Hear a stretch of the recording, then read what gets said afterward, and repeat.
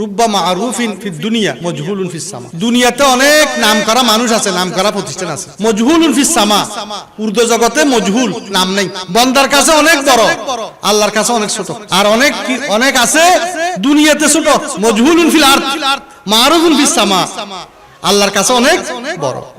এই ধরনের হেফজখানা দিনিয়া দ্বারা এগুলো ছোট না, যেগুলোর সাথে কোরআন লেগেছে এগুলো ছোট না, এগুলো অনেক বড়। ফেরেশতাদের মধ্যে সবচেয়ে মর্যাদা কার বেশি? জিবরিল, যেহেতু জিবরিলের সাথে কোরআন লাগেছে সেজন্য জিবরিলের দাম বেশি।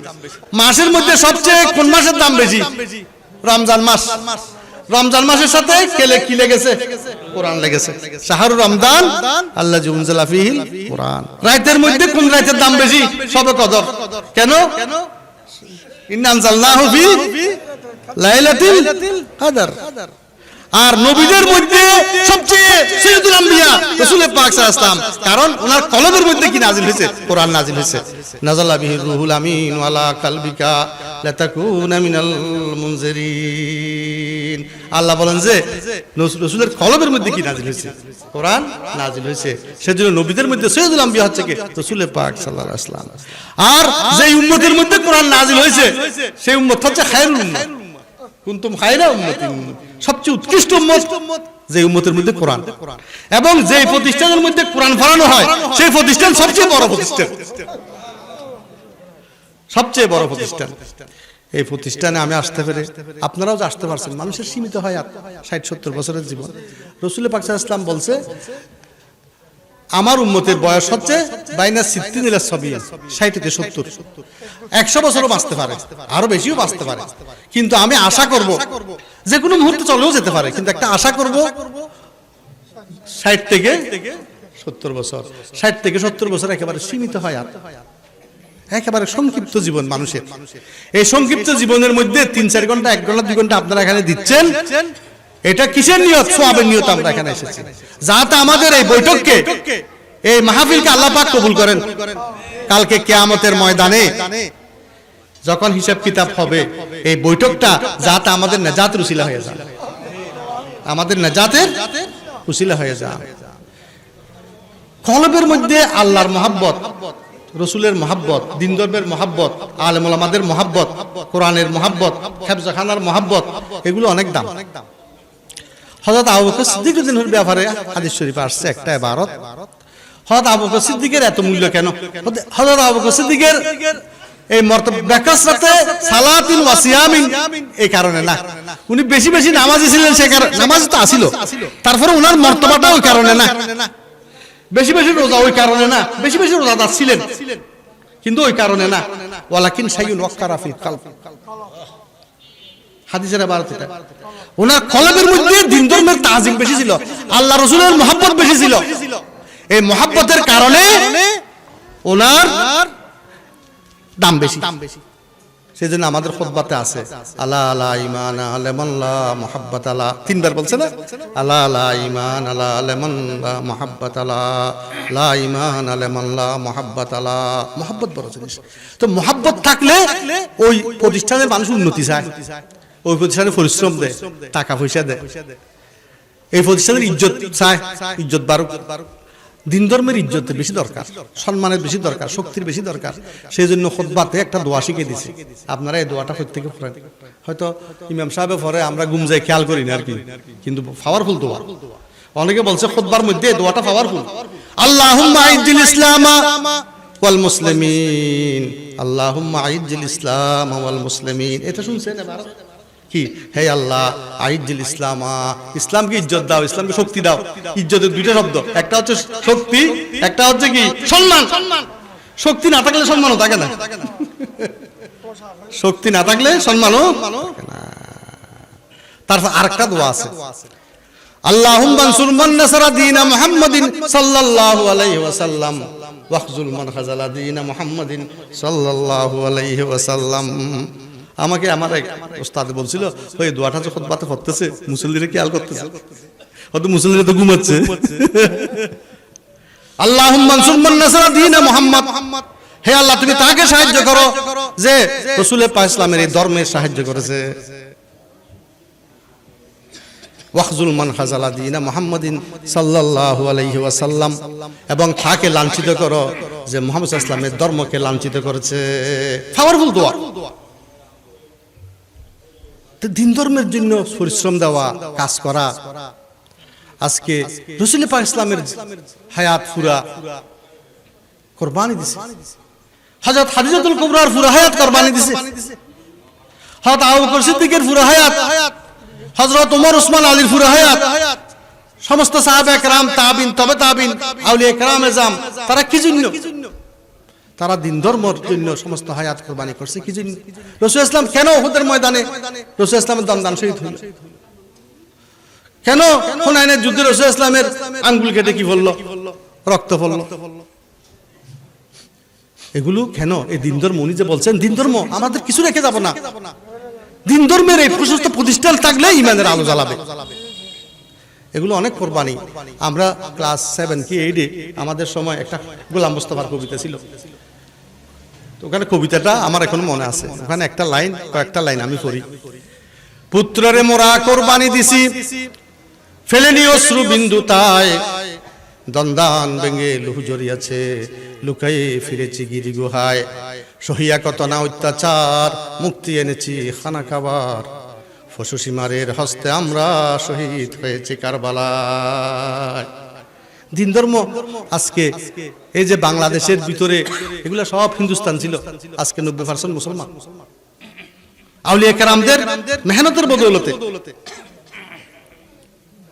কবি বলতেছেন, পুত্ররে মোরা কোরবানি দিছি, ফেলেনি অশ্রু বিন্দু তাই, পুত্রকে কোরবানি দিছি, এক বিন্দু অশ্রু ফেলেনি।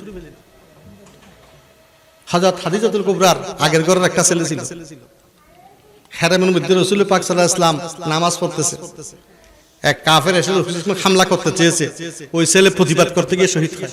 হযরত খাদিজাতুল কুবরার ছেলে শহীদ হয়েছে। পুত্ররে মোরা কোরবানি দিছি, অনেক তো কোরবানি আছে। ওনার সন্তান রাসূল ইসলামকে রক্ষা করতে গিয়ে শাহাদাত হয়। দন্দান ভেঙে লুহু জড়িয়াছে, লুকায়ে ফিরেছি গিরি গুহায়, সহিয়া কত না অত্যাচার, মুক্তি এনেছি খানা কাবার। 360 মূর্তিকে এমনি ফেলতে পারছে? কত বছরের জিহাদ, কত মুজাহিদা, কত রক্ত, তারপরে না মক্কা বিজয়, তারপরে না মূর্তি থেকে মুক্তি করা। রাসূল ইসলামের নাতি হযরত জালেমদের হাতে শাহাদাত বলে গেছে, পশু সীমারের হস্তে আমরা শহীদ হয়েছি কারবালায়। এই দিন ধর্ম, এই দিন ধর্ম এগুলা আমাদের রক্ষা করতে হবে। সেজন্য খুতবাতে বলা হচ্ছে আল্লাহুম্মা আনসুর মান নাসারা। এটা এখন খুতবাতে বললে খেয়াল করবেন, এতদিন তো হয়তো খেয়াল করেন নাই। এখন বলবেন যে চিটাং কলেজের একজন আসছিল, হ্যাঁ এই তো উনি তো খুতবা পড়ার সময় ও এটাই তো বলছিল মনে হয়, খাদিজাতুল কুবরার এই যে গাউসিয়া হেফজখানার ওখানে এই শব্দটা বলছে আল্লাহুম্মা আনসুর। আপনারা এটা শুনছেন এমনি? হ্যাঁ, আল্লাহুম্মা আনসুর মান নাসারা দীনা সাইয়্যিদানা মুহাম্মদ সাল্লাল্লাহু আলাইহি ওয়াসাল্লাম। এখানে আমার মনে একটা সাইয়্যিদানা যোগ করলে ভালো হতো, মুহাম্মদ এখানে আগে একটা লকব যোগ করলে ভালো হতো। হ্যাঁ, দীনা সাইয়্যিদানা মুহাম্মদ সাল্লাল্লাহু আলাইহি ওয়াসাল্লাম, ওয়াখজুল মান খাযালা দীনা সাইয়্যিদানা মুহাম্মদ সাল্লাল্লাহু আলাইহি ওয়াসাল্লাম, সাইয়্যিদানা ওয়া নবিয়ানা ওয়া শাফিয়ানা, এগুলো যোগ করলে ভালো হতো। এই দিন ধর্ম আজকে খাদিজাতুল কুবরার জীবনী বলতে গেলে ওনার মেহনত আল্লাহ পাক এটা কবুল করছে হযরত কুবরা। সেজন্য সূরা ওয়াদ-দুহাতে বলছেন ওয়া ওয়াজাদাকা ইয়ালান ফাআগনা। আপনি ধনী হয়ে গেছেন, খাদিজাতুল কুবরার ধন সম্পদ সব আপনার পদতলে বিলিয়ে দিয়েছে। ওয়া ওয়াজাদাকা আয়ালান ফাআগনা। সেজন্য হযরত খাদিজাতুল কুবরার কথা বললে মা আয়েশা বলছেন, আপনি ওনার কথা এখনো বলেন, বলে আয়েশা তোমরা হলো আমার সুখের সাথী আর খাদিজা ছিল আমার দুঃখের সাথী। রাসূল ইসলাম যখন ইসলামের বাণী প্রচার করেন 15 বছর সংসার হয়ে গেছে খাদিজাতুল কুবরার সাথে, 15 বছর সংসার হয়ে গেছে। এবং প্রথম রাসূল ইসলামের দেখেন মানুষ রাসূল ইসলামের কাছে স্ত্রী থেকে কিছু লুকাতে পারে না। প্রথম বলার সাথে সাথেই খাদিজাতুল কুবরা ইসলাম কবুল করে ফেলছে। প্রথম ওহী আসার সময় যখন একটু অস্থিরতা, তখন বলছিল হাজরত ইয়া রাসূলুল্লাহ আপনার মতো হাস্তি আপনার কোনো চিন্তা নাই। বুখারীর প্রথম সার্টিফিকেট দিচ্ছে ইন্নাকা লা তাসিলুর রাহম, আপনি এমন ব্যক্তি আত্মীয়তার সম্পর্ক রক্ষা করেন। ওয়া তুকরিউদ দাইফা, মেহমানদারি করেন, ওয়া তাকসিবুল মাদুম, বেকারদের কারের ব্যবস্থা করেন। বেকারদের কার, সমাজে দারিদ্র বিমোচন রাসূল ইসলামের সুন্নাত। ওয়া তুইনু আলা নাওয়াইবিল হক, প্রাকৃতিক বিপর্যয়ে আপনি এগিয়ে যান, রাসূলের সুন্নাত। সার্টিফিকেট দিচ্ছে কে? হযরত খাদিজা। আর আল্লাহ সূরা ওয়াদহাতে সার্টিফিকেট দিচ্ছে রাসূলকে, আপনার সাথে আমার এই বন্ধুত্ব একেবারে পার্মানেন্ট। অনেক নবীকে তো হুমকি দিয়েছে নবুয়তের দফতর থেকে নাম কেটে দেবে, এরকমও আছে রওয়ায়াতের মধ্যে।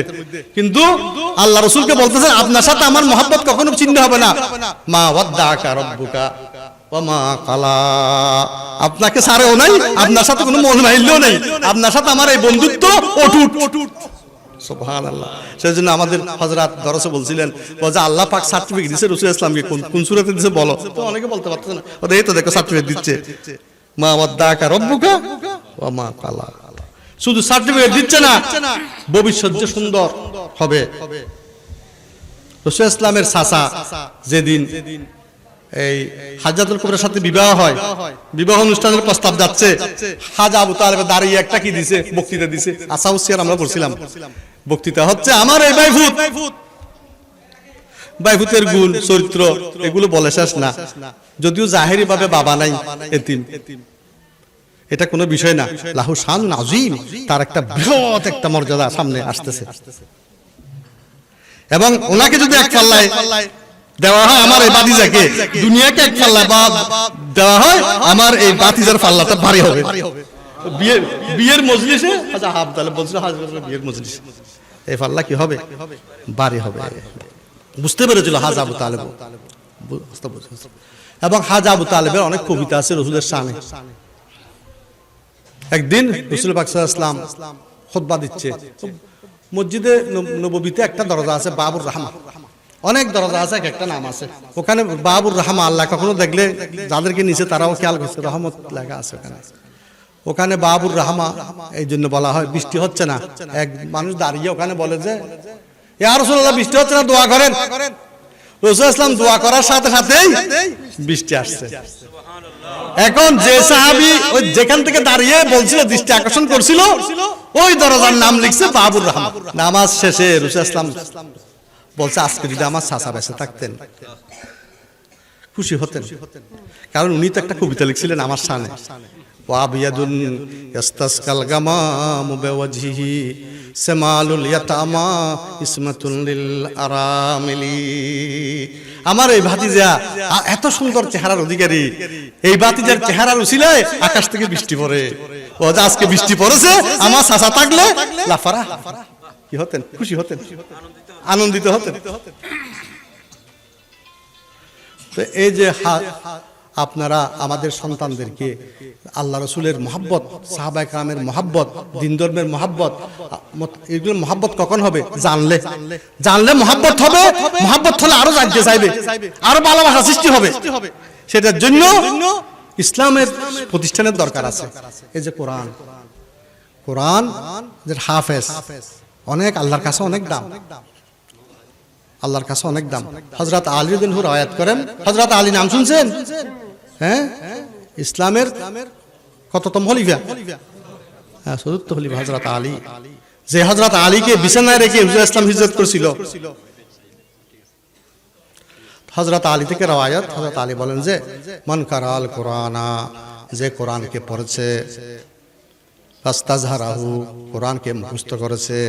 কোরআন পড়লে হবে না, কোরআনকে মুখস্থ রাখার মধ্যেও একটা বরকত আছে। কোরআন মুখস্থ রাখলে, হাফেজরা মুখস্থ রাখছে বলি তারাবির নামাজে আমাদের রুহের খোরাক হয়। তারাবির নামাজে এই হাফেজরা না থাকলে কোরআনের এই আজমত, ইমানদারদের রূহ তাজা কে করত? কোরআন মুখস্থ রাখা। এবং কোরআন পুরো মুখস্থ করতে না পারলেও বেশি বেশি মুখস্থ রাখলে কলব তাজা হয়। যার অন্তরে কোরআন নাই তার কলবটা উজাড়র, বিরানগর। কোরআন মুখস্থ রাখলে, কোরআন দিয়ে নামাজ, যার লম্বা লম্বা সূরা মুখস্থ থাকলে নামাজ পড়ে যে শান্তি। ছোট ছোট সূরা দিয়ে রাসূল ইসলামের ফা কেন ভুলে যেত? কেন ভুলে যেত ফা? রাসূল ইসলামের ফা ভুলে যেত, দীর্ঘক্ষণ দাঁড়িয়ে কোরআন শরীফ পড়তেন, লাতুনিল কিয়াম। তো এখন আমি যদি সূরা মুখস্থ না থাকে কিভাবে পড়বো?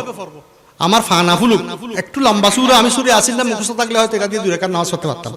সূরা মুলুক মুখস্থ। এখন মাদ্রাসায় 10 বছর 15 বছর পড়ার পরও আমি বিভিন্ন জায়গায় ইন্টারভিউতে যাই, যে জিজ্ঞাসা করেছি আচ্ছা আপনি কি এখন তাফসীরের শিক্ষক হিসেবে আপনার সূরা ইয়াসিন, সূরা রহমান, সূরা মুলুক, সূরা ওয়াকিয়া এগুলো মুখস্থ আছে? বলে যে সূরা ইয়াসিন এমনি মুখস্থ করছিলাম ছাত্র অবস্থা, এখন তো ভুলে গেছি। তারপর হলো এগুলো তো মুখস্থ না, আমি তো হাফেজে কোরআন না। হাফেজে কোরআন না হলেও হ্যাঁ 12-15 বছর মাদ্রাসায় পড়ার পর কোরআন শরীফের এই মশহুর সূরাগুলো মুখস্থ যদি না থাকে তাহলে বোঝা যায় কোরআনের সাথে আমাদের সম্পর্কটা শিথিল। আমাদের কোরআনের সাথে সম্পর্ক বাড়াতে হবে। যে ছাত্র কোরআন শরীফ পড়লো, মুখস্থ করলো, ফাহাল্লা হালালাহু ওয়া হারামা হারামাহু, হালাল হারাম চিনলো, হালাল হারাম চিনলো,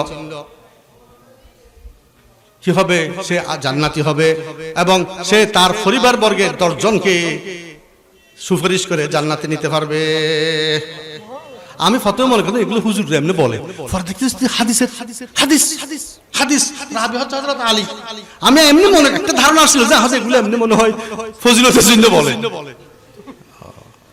আর এই হাফেজরা যে নামাজ পড়াবে এবং টিউশনি করে করে করে করে ছাত্রদেরকে পড়াচ্ছে, যে ওদের খুশবুটা বিভিন্ন ভাবে ফায়দা সমাজ পাচ্ছে। আগে অনেকে সহি কোরআন শরীফ পড়তে পারতো না, এখন হাফেজরা টিউশনি করে করে পড়াচ্ছে। হ্যাঁ, কিন্তু এটা দিনের বাতি ছড়াচ্ছে, সুগন্ধ ছড়াচ্ছে। রাসূল ইসলাম বলেন যে কোরআন মুখস্থ করলো তাআল্লামা ওয়া কারা, তো সে এমন আতরের একটা থইলা, আবু দাউদ তিরমিজি শরীফের হাদিস দেখলাম যে আতরের একটা থইলা, যে আতরের থইলা থেকে সুগন্ধ ছড়ায়। এই হাফেজরা সুগন্ধ ছড়াচ্ছে, সুগন্ধ। আমি মনে করতেছি এটা মনে কোনো এত কাজ সমাজের কি কাজ করতেছে? হ্যাঁ, বলে এটা সুগন্ধ ছড়াচ্ছে, সুগন্ধ ছড়াচ্ছে। আর কোরআন সবাইকে পড়তে হবে। আমি শাহুল্লাহ মুহাদ্দিস দেলভির আল কৌলুল জমিলে পড়লাম, দেখলাম এদিন হযরত মুহাদ্দিস সিদ্দিক রাহমাতুল্লাহ বায়াত করার আগে জিজ্ঞাসা করতেন তোমার কাছে সূরা ফাতিহা মুখস্থ আছে? আগে সূরা ফাতিহা মুখস্থ করো না, সূরা রহমান মুখস্থ করো, নফল নামাজ 2 রাকাত পড়ো, তারপর আমার হাতে বায়াত হইতে আসো। এখন ওই যে আলহামদুলিল্লাহ আলাম তারা কখন শিখছি মক্তবে, এগুলা দিয়ে জায়গা বাড়ে, সম্পত্তি বাড়ে, ডিগ্রি বাড়ে, বিল্ডিং বাড়ে, কিন্তু ওই যে আলহামদুলিল্লাহ থেকে আলাম তারা কামাল পাস করলাম, তাফসীর বললাম, ফিকহ বললাম, এমএ পাস করলাম, কিন্তু কোরআন শরীফের সূরা দেখেন বাড়ে না। কারণ এটা আমাদের, এটা বাস্তব, এটা এখন বাস্তব। হযরত আবু বকর, বুখারী শরীফ আছে, হযরত আবু বকর সিদ্দিক রাদিয়াল্লাহু আনহু যখন কোরআন শরীফ পড়তেন তখন নামাজে কান্না করতেন। নামাজে কি করতেন? কান্না করতেন। রাসূল ইসলাম কান্না করতেন। আজিজুল কাজিজুল মিরজাল মিনাল বুকা, বলছে গরম পানি দেখছি যেমন বক ঠক বক ঠক বক ঠক বক করে নামাজ পড়তেন, যে কোরআন শরীফ পড়তেন, যে কান্না করতেন। কেন? কোরআনের আজমত, বরত্ব অন্তরের মধ্যে কি করতেন? ওনারা বুঝতেন কোরআন। তা আমরা যদি কোরআনকে না বুঝি, কোরআনের সাথে মহব্বত না হয়, কোরআন তেলাওয়াত না করি, ওয়ারযুকনা তেলাওয়াতাহু আনা আল-লাইলি ওয়ান-নাহার, ওই যে খতমে কোরআনের মধ্যে একটা মুনাজাত করে না, ওখানে একটা আছে, হে আল্লাহ এই কোরআনকে রাত দিন পড়ার তৌফিক আমাকে দান করো। এই আল্লাহ কোরআনকে আমার কলব, এই কোরআন দিয়ে আমার কলবকে তাজা করো। আল্লাহুম্মা জালিল কোরআন রাবিয়া কুলুবিনা, এই কোরআন আমাদের কলবকে তাজা করো। তো তাজা কিভাবে হবে? কোরআন পড়লেন। আগে তো সকালে হইতাম, সকালে আমরা এই কোরআন শরীফ পড়তাম, সন্ধ্যা হলে আল্লাহকে দেখতাম, হ্যাঁ আল্লাহ আর বাপরে গই দাও, আল্লাহ তুই রিজিক দাও। আপনাদের এখানে ছিল, আমাদের গ্রামে ছিল, সন্ধ্যা হলে দেখতো, সকালে হলে কোরআন শরীফ পড়তো। এখন তো কোনো করে এরকম কোরআন শরীফ পড়লে মানুষ ভয় পেয়ে যাবে, কেউ মারা গেছে কিনা দেখো তো। হ্যাঁ, কোরআন শরীফ পড়ে উঠে গেছে, কোরআন শরীফ পড়ে উঠে গেছে। আবার যে এই সমস্ত হেফজখানার মাধ্যমে, এগুলো ছোট, আপনারা মনে করছেন এগুলো ছোট প্রতিষ্ঠান, এগুলো গেরিলা যুদ্ধ, দিন ধর্মকে বাঁচা রাখার জন্য। তাআওয়ানু আলাল বিররি ওয়াত তাকওয়া ওয়ালা তাআওয়ানু আলাল ইসমি ওয়াল উদওয়ান। এই ভালো কাজে যারা যারা শরীক হয়, এই যে উনি তো প্রতিষ্ঠা করেছেন, উনি নিজে বলছেন আমার আর কি, আমি আর দেওয়ার কি আছে? এগুলো হাবলুল্লাহ, আল্লাহর রশি। আল কোরআন হাবলুল্লাহ, কোরআন কি? আল্লাহর রশি। কোরআনের সাথে সম্পর্ক রাখলে কোরআন শুধু এই দুনিয়াতে না, ইকরাউল কোরআন, তোমরা কোরআন পড়ো, ফাইন্নাহু ইয়াতি ইয়াউমাল কিয়ামাতে শাফিউন লিআসহাবিহি ইয়াতি ইয়াউমাল কিয়ামা, কিয়ামতের ময়দানে সে তোমার জন্য সুপারিশ করবে। এই কোরআন কি করবে? সুপারিশ করবে। এই কোরআনের হেফজখানায় একজন হাফেজকে তুমি সহযোগিতা করছো, কাল কিয়ামতের ময়দানে এটা পাইবা। কিয়ামতের ময়দানে এটা পাইবা। কোন আমল আল্লাহ পাক বিতা দেবে না। ওয়া মান ইয়ামাল মিসকালা যাররাতিন খায়রান ইয়ারা ওয়া মান ইয়ামাল মিসকালা যাররাতিন শাররান ইয়ারা। যাই হোক, এগুলো দিন ধর্ম, আমাদের রুহের খোরাক। আমাদের যেমন খানাপিনার জন্য খানাপিনা খেতে হয়, এই যে আপেল খাচ্ছি, আঙ্গুর খাচ্ছি, ভাত খাচ্ছি, ঠিক দরুদ শরীফ রুহের খোরাক, জিকির আজকার রুহের খোরাক, কোরআন তেলাওয়াত এগুলো কি রুহের খোরাক। এগুলো অন্তরের যে জং। রাসূল ইসলাম আসছে আমাদেরকে জান্নাতি বানানোর জন্য।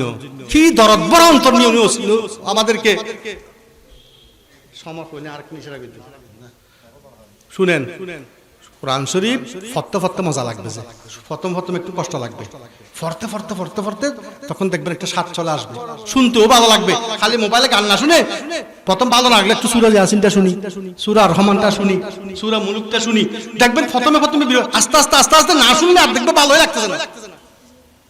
আস্তে আস্তে সম্পর্ক করেন। রাসূল ইসলাম বলেন, লোহাতে যেমন পানি লাগলে মরিচা ধরে, কলবের মধ্যেও এরকম গুনার কারণে মরিচা ধরে। তারপরে সাহাবারা মা জালাউহা ইয়া রাসূলুল্লাহ, হে আল্লাহর রাসূল, এই মরিচাটা কিভাবে দূর করব? কারণ কলব মরে গেলে তো সমস্যা, কলব মরে গেলে তো ইমানও নসিব হবে না মৃত্যুর সময়। আমাকে তো মৃত্যুর সময় তো আমাকে আর কিছু না হোক, কলমা নিয়ে যেতে হবে। লা ইলাহা ইল্লাল্লাহু মুহাম্মাদুর রাসূলুল্লাহ, এটা যদি নিতে পারি, সেটার জন্য কলবকে তো বাঁচা রাখতে হবে। ওমা জালাউহা বলে যে এটার মরিচাটা কিভাবে দূর করব, এটার রেত কি? জালাউন বলে যে ওই যে এরকম একটা রেত আছে না, হ্যাঁ, লোহা বসিয়ে গেছে। রাসূল ইসলাম বলেন, জিকরুল মউত ওয়া তিলাওয়াতুল কোরআন, মৃত্যুকে স্মরণ করো, কোরআন তেলাওয়াত করো। কোরআন তেলাওয়াত, মৃত্যু স্মরণ, এগুলো করলে কলবের মধ্যে একটা আলো আসবে। কলবের মধ্যে কি আসবে? কলবের মধ্যে আলো আসলে তখন তোমার জিকির আজকার ভালো লাগবে, হেফজখানা ভালো লাগবে, কিছু দান খয়রাত করলে ভালো লাগবে, হাফেজদের দেখলে মায়া লাগবে, আলেম ওলামাদেরকে দেখলে কি লাগবে? মায়া লাগবে। কলব যদি নষ্ট হয়ে যায়, একটা গল্প বলি, শেষ করি। শেখ সাদি রহমতুল্লাহ আলাইহি,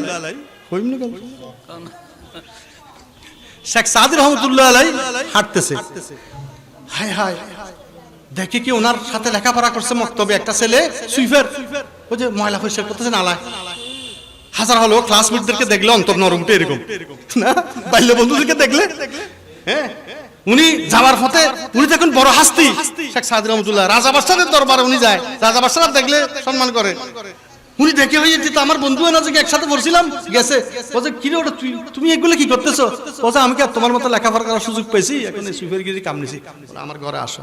উনি ঘরে নিয়ে সুন্দর করে গোসল করাইছে, জামা টামা একটু কি নিচে, জামা টামা নেওয়ার পর বসানোর পর ওনার তো দামি দামি আতর আছে, হ্যাঁ, আমাদের হযরতদের যেমন আতর আছে না, এই আতর একটা নিয়ে একে শরীরে আবার নাকে লাগাইছে। অবস্থা খারাপ, হঠাৎ করে সে মাথা ঘুরে পড়ে গেছে, বেহুশ নাই। এখন অনেকক্ষণ পর যখন ভালো হয়েছে, খানা টানা খাওয়ানোর পর শেখ সাদি জিজ্ঞাসা করছে, বন্ধু একটা কথা জিজ্ঞাসা করতাম, আমি কি তোমাকে নতুন কাপড় পরাইলাম, এই আতর একটা দিলাম, তুই বেহুশ হয়?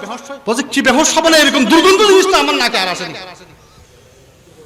তো শেখ সাদি বলতেছে কবিতার মাধ্যমে, সংক্ষেপে বলি, অর্থটা বলি, বলে যে আসলে দুর্গন্ধ না, তার তো পুরো নিজে দুর্গন্ধ হয়ে গেছে, সেজন্য সুগন্ধ তার কাছে লাগছে কি দুর্গন্ধ, সেজন্য সে সুগন্ধটা হয়ে বেহুশ হয়ে গেছে, কিন্তু বাহানা পরিষ্কার করতেছে, তার কাছে এটা কোনো দুর্গন্ধ মনে হচ্ছে না। ঠিক আমাদের কলব এত মরে গেছে যে আমাদের কাছে ভালো খারাপ বুঝার, আমাদের অহংকার, সবর নাই, শুকর নাই, তাওয়াক্কুল নাই, কিছু শিকার আগ্রহ নাই। হযরত আবু বকর সিদ্দিক একদিন রাসূলকে এসে বললেন, ইয়া রাসূলুল্লাহ, আপনি তো বললেন নামাজের মধ্যে দোয়া কবুল হয়, এটা বুখারী শরীফের হাদিস, আমাকে একটা দোয়া শিখাই দেন না, নামাজে পড়ি। আজকে হযরত আবু বকর সিদ্দিকের সেই দোয়াটা এমন ভাবে আল্লাহ কবুল করছে, আমরা সবাই পড়ি সেই দোয়াটা। নামাজের শেষে যে দোয়াটা পড়ি কোনটা?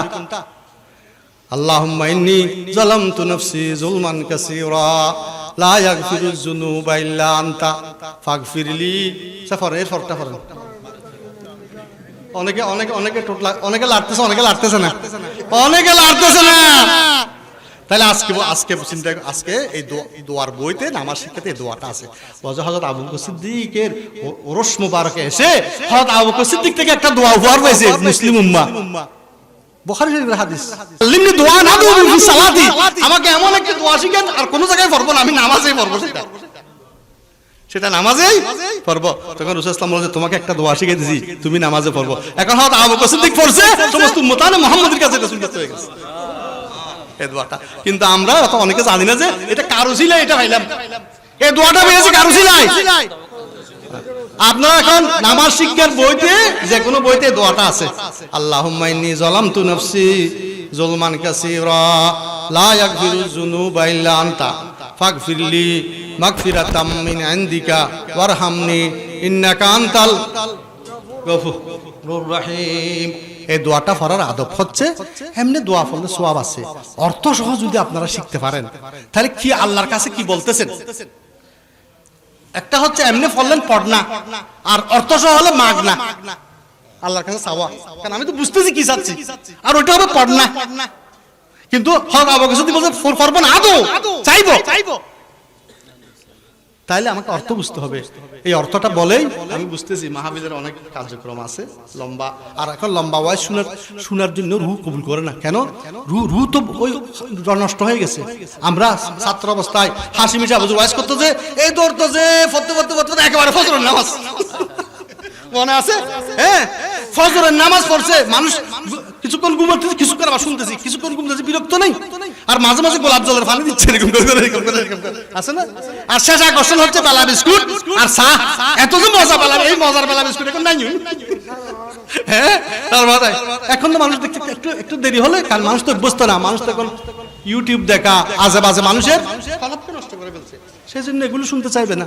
আল্লাহুম্মা ইন্নী যালামতু নাফসি, এই ছোট বাচ্চারা তোমরা এগুলো মুখস্থ করায়, হে আল্লাহ আমি নিজের উপর অনেক জুলুম করেছি। হযরত আবু বকর সিদ্দিক জুলুম করছে।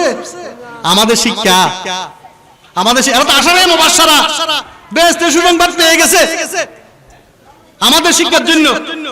আল্লাহুম্মা ইন্নী যালামতু নাফসি যুলমান কাসীরা লা ইয়াগফিরুয যুনুবা ইল্লা আনতা ফাগফিরলি মাগফিরাতাম মিন ইনদিকা। আল্লাহ তোমার বিশেষ আমাকে ক্ষমা করে দাও।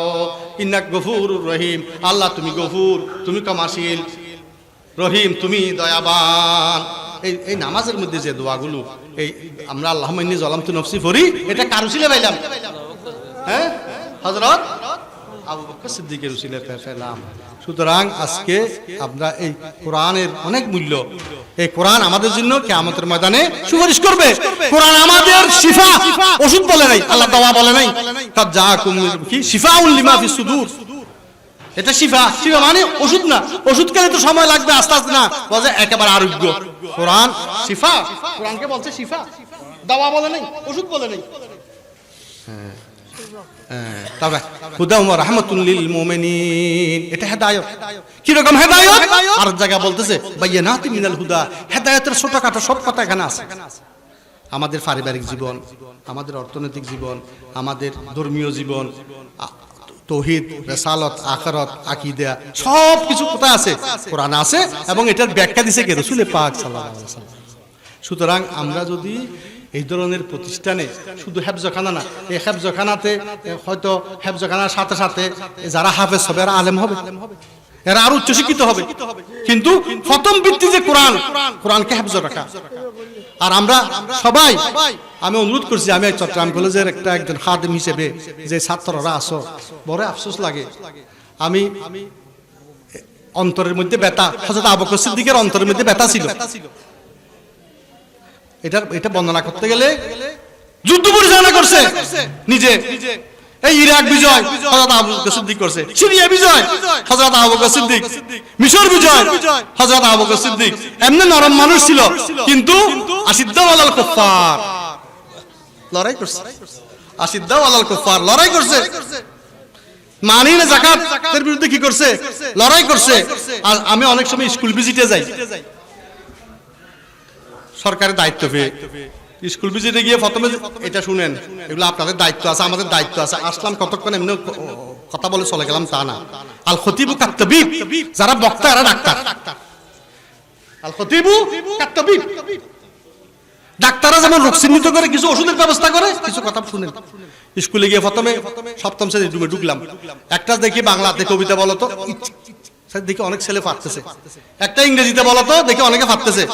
তোমাদের ধর্ম বইতে তো সূরা হুমাজা আছে, সূরা ওয়াদ-দুহা আছে, হ্যাঁ সূরা তাকাসুর আছে। চাই দেখি সূরা ওয়াদ-দুহাটা কে পড়ে সুন্দরভাবে শুনাতে পারবে অর্থ সহ, যে পারবে তাকে পুরস্কার দেব। একটা ছেলে উঠে না। ও সূরা হুমাজা, একটা ছেলে উঠে না। অষ্টমে গেলাম, নবমে গেলাম, দশমে গেলাম, সব জায়গায় সেরকম ওই আলহামদুলিল্লাহ থেকে আলাম তারা মক্তবে শিখতে পারে। স্কুলে যে এগুলো আছে, ওই হুজুর যিনি আছে তারও তো অন্তর দরদ নাই। আমি যদি ফার্স্টটা সূরা শিখাই, 6, 7, 8, 9, 10 ফার্স্টটা ক্লাসে 30টা সূরা যদি অর্থ সহ শিখে, একটা ছেলে তো 30টা সূরা, একটা সম্পদ নিয়ে গেল এখান থেকে। এবং সে অর্থ সহ শিখলে নামাজে যে মজাটা পাবে সে, ওখানে সূরা ওয়াদ-দুহা আছে, হ্যাঁ ওয়াদ-দুহা আছে। ফাআম্মাল ইয়াতীমা ফালা তাকহার ওয়া আম্মাস সাইলা ফালা তানহার, এতিমদেরকে সাথে খারাপ ব্যবহার করো না, সাইলদের সাথে খারাপ ব্যবহার করো না। ওয়া আম্মা বিনি'মাতি রাব্বিকা ফাহাদ্দিস, আল্লাহর নিয়ামতের কথা প্রচার করো। সে একটা শিক্ষা পাইতো। ওয়াইলুল লিকুল্লি হুমাযাতিল লুমাযা, তার জন্য ধ্বংস যে মানুষকে সামনে মানহানি করে, পিছনে মানহানি করে। আল্লাহ যে জামা মালা ওয়া আদাদা, খালি সম্পদের লিপ্সায় থাকে, খালি জমা করে গড়ে, সম্পদের লিপ্সা দেখেন না, লুটপাট করে, গরিবের হক মেরে। কি অবস্থা দেশে? কেন? কোরআনের শিক্ষা তো নাই, এগুলো তো পড়তেছে না, বিরক্ত। যেমন আমি একটা কথা বলতেছি, অনেকে এতক্ষণ সিটাঙ্গতে প্রিন্সিপাল এসে মাইকুকে দিয়ে, কিন্তু ব্যথা তো আছে, এগুলো তো বলতে হয়। ছেলেদের থেকে এগুলো শুধু ইংরেজির জন্য মাস্টার, অঙ্কের জন্য না। হেফজখানার একটা ছেলেকে বলবেন যে আমার ছেলেদেরকে স্কুলে আছে, এটা একটু শিখে দেন। ফার্স্টটা ক্লাস 6-এ 7টা সূরা, ক্লাস 7-এ 7টা, ক্লাস 8-এ 7টা, তারপরে 9-এ 10-এ মিলে হয়তো আরো 7টা, তাহলে 30টা 35টা সূরা অর্থ সহ সবগুলো দরকারি। যেমন সূরা মাউন আছে, মাউন মানে কি ছোটখাটো ব্যাপারে মনসুট, এটাও ধর্মবিরোধী। ওয়ায়ামনাউনাল মাউন ওয়ালা ইয়াহাদ্দু আলা তুআমিল মিসকিন, যারা এই মিসকিনদেরকে নিজের কাছে না থাকলে উৎসাহিত করে না, এরাও দিন বিরোধী। যারা একটা প্রতিষ্ঠানে ডাকলে বলে নিজের হাম করলে বহুত ভালো না, আর কি ভাই নিজের ঘর খাইরে ফর হাম করতে, এগুলোর বিপক্ষে কথা আছে, ওখানে কথা আছে। সম্পদ আল্লাহর হকের কথা আছে, বন্দার হকের কথা আছে এই সূরাগুলোতে। এই সূরাগুলোতে আল্লাহ রাসূলের সম্মান আছে, কিন্তু যিনি টিচার উনিও ফারায় না, উনি কি বলতে, আর এগুলো কি করবা? এই সে আমার ছেলেকে আমি একবার জিজ্ঞাসা করছি, এই সূরা কয়টা মুখস্থ আছে দেখি। দুঃখিত, সংযোগ দেওয়া সম্ভব না, নেটওয়ার্ক নেই, বুঝছেন না। তারপর মুখস্থ করাইলাম, মুখস্থ করার ভিতরে একদিন আমি মেমোরি করতেছি, দেখি যে ছেলেদেরকে মুখস্থ করেছি এরা আমার মুখে মুখে পড়তেছে, তাদের ভালো লাগতেছে। তো নামাজ পড়ার সময় বলতেছে মুখে মুখে তোমরা পড়তেছো কেন? আমাদের জানি তো, সেজন্য আমাদের না, এটা নিয়ম নেই, হ্যাঁ নিয়ম নেই। কিন্তু এখন তার কলবের মধ্যে সক্রিয় হয়ে গেছে, কারণ সে তো মুখস্থ করছে। ইমাম সাহেব যখন পড়তেছে ওয়াদ-দুহা ওয়াল-লাইলি ইযা সাজা, এই পড়তেছে কারণ তার মুখস্থ যখন হয়েছে, ওটার প্রতি কি ভালোবাসা সৃষ্টি হয়েছে, কোরআনের প্রতি ভালোবাসা। এগুলা আমাদের আকীদা, আখলাক, আমাদের মুআমালাত, এত সুন্দর ধর্ম রাসূলুল্লাহ সাল্লাল্লাহু আলাইহি ওয়াসাল্লামের মাধ্যমে আমরা পাইছি। এগুলো শুধু দুনিয়াতে না, খবরেও তো জিজ্ঞাসা করবে।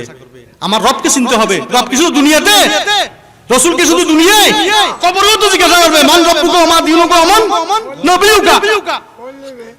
নবীকে ইসলাম সম্পর্কে জানা একটা আলোচনায় সব সম্ভব না। আপনারা আজকে আল্লাহ পাকের হাজারো শুকরিয়া, এরকম একটি বরকতময় অনুষ্ঠানে এসে কিছু কথা বলার আল্লাহ তৌফিক দিয়েছেন। আপনারাও এসেছেন, নিয়ত প্রত্যেক কিছুতে ইখলাস, নিয়ত হচ্ছে বড় জিনিস। নিয়তটা হবে আর কিছু না, আমরা সওয়াবের উদ্দেশ্যে, এটা যাতে কিয়ামতের ময়দানে আমাদের আমলনামাতে কি হয়, লেখা হয়। এবং একটা হেফজখানা, এই হেফজখানাতে যাতে সবাই আমরা যার যার তৌফিক অনুযায়ী আমরা কিছু সহযোগিতা করতে পারি। কারণ এই ছেলেরা একদিন আমাদের নেজাতের কি হবে, নেজাতের উসিলা হবে। একদিন কঠিন বিপদের সময় কেউ কারো না, না জাতুর উসিলা হবে। এবং এরা যে দোয়াগুলা ছেলেদের শিখাচ্ছে, আপনারা আপনাদের আমাদের সন্তানদেরকে দোয়া শিখাবেন। অনেকে আছে যে মা বাবার জন্য দোয়া জিজ্ঞাসা পারে না, মা বাবার জন্য দোয়া ছেলেদেরকে আমাদের শিখাতে হবে। রব্বির হামহুমা কামা রাব্বায়ানি সগীরা রব্বিগফিরলি ওয়াল ওয়ালিদাইয়া ওয়ালিল মুমিনিন ইয়াওমা ইয়াকুমুল হিসাব। আমি অনেক হেফজখানা দেখেছি, হেফজ ছাত্রদের দোয়া দ্রুত শিখে, এখানেও শিখায়। হ্যাঁ, এগুলা কি ছোটখাটো ইবাদত? আর দোয়া সালাহুল মুমিন, আর দোয়া হিয়াল ইবাদত, অনেক বড় কাজ। আমাদের উনি প্রতিষ্ঠাতা বলছেন এটা ছোট প্রতিষ্ঠান, এগুলো অনেক বড় প্রতিষ্ঠান, এগুলা দিন ধর্মের অনেক বড় বড় কাজ। এটা অনেক বড় কাজ, এটা অনেক বড় কাজ। এটার প্রতি শ্রদ্ধাবোধ আমাদের লাগবে। আল্লাহ পাক আমাদের হাজারিকে কবুল করুক।